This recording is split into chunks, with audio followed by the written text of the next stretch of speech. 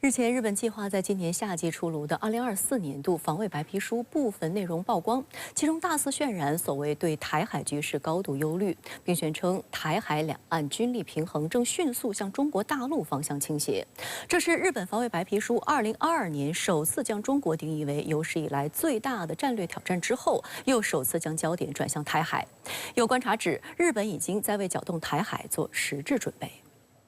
日本预定今年夏天出炉的2024年度防卫白皮书部分内容曝光。日本日经新闻透露，曝光的草案中，日方对台海周边局势高度忧虑，不仅研判台海局势升温，还妄称对解放军活跃于台湾周边非常关注。草案还渲染中国大陆与台湾之间的军事平衡正迅速向有利于中国大陆的方向倾斜。日本媒体称，日本2022年度的防卫白皮书已纳入国家安全战略，将中国的军事发展视为有史以来最大的战略挑战。 此次白皮书的焦点则首次转向台海。值得警惕的是，针对解放军近期为台岛周边开展联合利剑 2024A 演习，尽管日本放送协会等日本主要媒体都表示这是对台湾地区领导人赖清德520讲话中的台独自白发出警告，但日本政府却蠢蠢欲动，丝毫不掩饰介入台海的野心，声称对军演表示关切。就是之所以今年日本的防卫白皮书重点关注台海，就是因为今年以来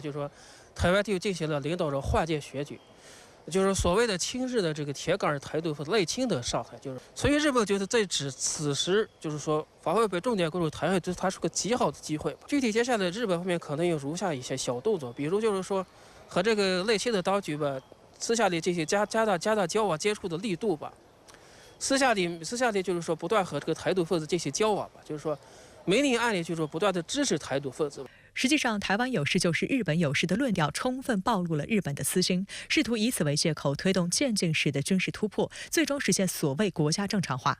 外界注意到，日本打着这一旗号扩军备战是其近年来的一贯伎俩。美日领导人上月在华盛顿发表联合声明，宣布日美安全同盟重大升级，驻日美军将重组联合作战司令部，两国将合作生产武器等。相关声明的矛头明确指向台海局势。此外，日本政府近期还将16处机场港湾指定为有事据点，这些据点位于北海道、冲绳等地，日本将对其进行修整和扩建。台湾媒体称，日本计划整建的机场港口包括 距离台湾最近的冲绳县那霸机场和距离台湾仅约230公里的石垣岛。实际上，日本去年就开始向石垣岛运送弹药，加快导弹部队部署。观察认为，这显示日本已在做搅动台海的实质准备。 中国驻日本大使吴江浩25号出席在横滨举办的两岸关系研讨会时就强调，日本在台湾问题上负有历史罪责，就一个中国原则做出过严肃政治承诺，日方有责任有义务重信守诺，谨言慎行。他还批评称，台湾有事就是日本有事论调极其荒谬、极其危险，是一条不归之路。 值得注意的是，借炒作朝鲜核岛威胁发展自身攻击能力，也是日本的一项做法。日本最新的防卫白皮书称，朝鲜正致力于对核武的大胆提升，发展重点是在质量上提高能力。其中尤其关注朝鲜在去年发射的使用固体燃料、射程可达美国本土的新型洲际弹道导弹火星18。日本媒体称，对于朝鲜导弹的分析，此次白皮书内容比上个版本更为深入。日本当局研判，朝鲜正在努力使军事装备、安全情报、监视和侦察等方面的系统多样化，从而提升核能力与导弹作战能力。据悉，日本在新版防卫白皮书中还将设专篇，详细阐述日本增强反击能力和威慑力的意义。日本还将结合陆海空自卫队的指挥战略，增强军事力量。 从本质上来说，所谓的朝鲜社对日本来是一个极好的借口，因为日本觉得这是一个日本发展独立的军事能力的好机会吧。日本觉得以朝鲜的威胁为借口吧，可以突破和平宪法的束缚吧，可以趁机发展自己的军事能力吧。外界注意到，日本自民党5月中旬发出的党报就提到，为应对日本周边严峻安全形势，计划今年在东京的防卫总部设立新的联合作战司令部，构建能更快、更灵活地应对局势变化的机制。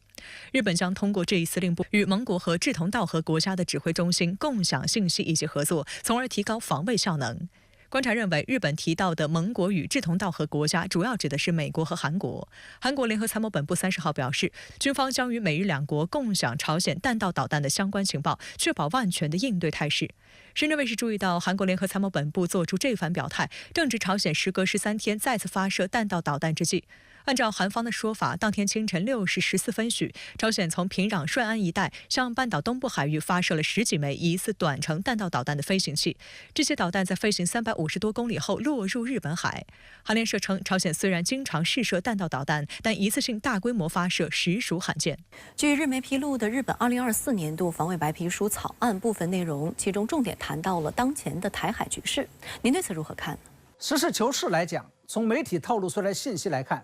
日本2024年度防卫白皮书草案对台海局势现状的几个判断基本上是准确的。它包括：一是中国大陆与台湾之间的军事平衡正在迅速地向着有利于中国大陆的方向倾斜，这显然是一个地球人都知道的基本事实；二是当前的台海局势正处于急剧升温的状态。我认为，在赖清德发表520讲话，以及中国大陆为此而展开联合利剑 2024A 军事演习之后，情况的确是如此。3是在乌克兰危机与巴以冲突之后，全球范围内新一轮且规模与危害更大的武装冲突有可能在台海地区上演。这显然是因为赖清德不加掩饰的激进台独言行而引发的。值得注意的是，过去这些年来，无论是美国还是日本方面发出的台海危机论，都是美日两国个别的政客通过非正式的渠道，以信口开河的方式对外发出的。而这一次，日本的岸田政府却是以1年1度的防卫白皮书的方式，对外做出了这样一个判断。这显然是要告诉外界，他们并不是在开玩笑，在未来的某个时间点上，台海冲突真的有可能一触即发。然而有意思的是，或许是因为旁观者清、当局者迷的缘故，自称为务实台独工作者的赖清德以及民进党当局，却完全没有意识到台海危机的迫近。赖清德这次之所以如此嚣张，在上任第1天就发表台独自白，说白了就是因为他们得出了大陆不敢打的这样一个判断。在大陆举行联合利剑2024军事演习之后，台防务部门不仅判断大陆是在玩假的，而且极具挑衅性的扬言台军完全有能力应对。不仅如此，在台独分裂势力长期以来向台湾民众灌输的安慰剂与催眠药的作用下，甚至多数台湾民众也得出了两岸无正式的结论。也就是说，对于近期的台海局势，日本政府与赖清德当局以及台湾社会的判断出现了冰火两重天的奇特景观，一个在惊呼狼真的来了，另一个则根本就没有当一回事儿，完全意识不到台独的风险与后果。或者说，岸田政府已经为台海局势敲响了警钟，而赖清德当局却还沉睡在台独的美梦当中。那么在对台海局势的判断上，岸田政府与赖清德当局究竟谁对谁错，我们只能留给时间来做验证。只不过这个验证的代价有可能是台湾2300万民众承受不起的。据报道，曝光的日本新版防卫白皮书草案还对解放军在台海周边的活动，尤其是联合利剑 2024A 军事演习给予了高度关注。您对此是如何看？在前面的评论中，我讲到了日本2024年度防卫白皮书草案对台海局势现状的几个判断基本上是准确的，但是事实判断的准确，并不代表着是非判断与价值判断的准确。我甚至认为，在是非与价值判断上，日本2024年度防卫白皮书草案还出现了是非颠倒、价值错乱、倒果为因的现象。我相信在这个问题上，只要良心没有坏、眼睛没有瞎的人，凭借着基本的理性与常识，就可以知道，近年来台海危机一步步升级的根源在于政治，而不是在于军事，在于岛内，而不是在于大陆。因为前者是因，后者是果。正是因为民进党当局在政治上不仅不肯放弃台独主张，而且一步步升级台独的言行，才会引来大陆的军事威慑。正是因为赖清德在520讲话中做了台独自白，才会有大陆空前严厉的联合利剑 2024A 军事演习。在这种情况下，要想让台海局势降温，各方唯一正确的出路就在于压制赖清德在台独道路上的飙车与冒险行为。然而，日本2024年度防卫白皮书草案却将台海危机升级的原因归咎为了解放军在台海周边的活动，尤其是联合利剑 2024A 军事演习，并因此而得出了日本自卫队有必要介入的结论。那么这样一种做法，就不是在维持台海局势的和平与稳定了，也不是一般意义上的拉偏架那么简单了，而是在唯恐天下不乱，通过支持与纵容赖清德的激进台独行为的方式，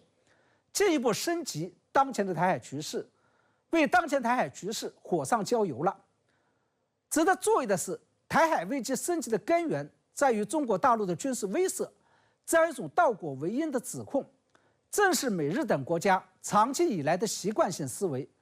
而且这一思维不仅蒙骗了相当多的西方国家，而且还在全世界范围内蒙骗了相当多不明就里的人。这也就意味着，在反制台独问题上，中国大陆在用好军事威慑手段的同时，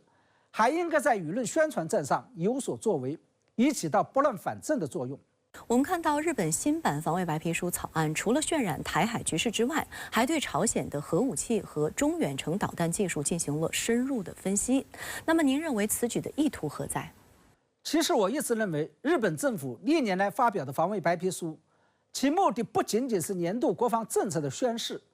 而且还是一篇带有论述、有游说性质的论文。其目的无非是要得出这样两个结论：第一个目标是对内的，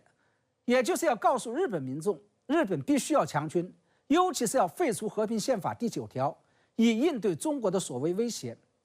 第二个目标是对外的，也就是要告诉美国在印太地区的盟友，中俄朝正在走向军事结盟，因此区内的美日韩印澳等国家也必须要结成一个集体的军事同盟，来跟中国搞阵营式对抗。为了得出日本必须要强军来应对中国的所谓威胁这个结论，这些年来日本的防卫白皮书一直在做这么几个递进式的论述。第一是中国大陆是日本面临的最大战略性的挑战，第二是中国大陆对台所谓的威胁就是对日本的威胁，第三是中国大陆对美国的所谓威胁也是对日本的威胁，第四这是台海危机已经一触即发，所以日本强军与修宪已经是刻不容缓。那么为了得出美日韩印澳等国家必须要结成一个集体的军事同盟，来跟中国搞阵营式对抗这样一个结论，历年来日本的防卫白皮书除了大谈特谈中国的所谓威胁之外，而且在谈到朝鲜与俄罗斯的所谓威胁时，也把中国给塞进去了。而且这背后的逻辑顺序是，先是抨击俄罗斯对乌克兰的特别军事行动与核武威胁，以及抨击朝鲜多次试射洲际导弹，后又重点突出了中国的所谓威胁，认为中国对日本的所谓威胁要远远超过朝鲜与俄罗斯。接下来这是居心叵测地强调了中国、俄罗斯与朝鲜3国对日本造成的共同威胁，同时还故意将半岛问题、俄乌冲突以及台海局势给混淆在了一起。这背后的潜台词实际上是在对外暗示，中俄朝实际上已经是一个共同的军事集团，因此为了应对中俄朝的共同威胁，所有的西方国家必须结盟应对。也就是说，正如中国外交部所说的，这实际上是想在亚洲地区制造和挑起阵营式的对抗。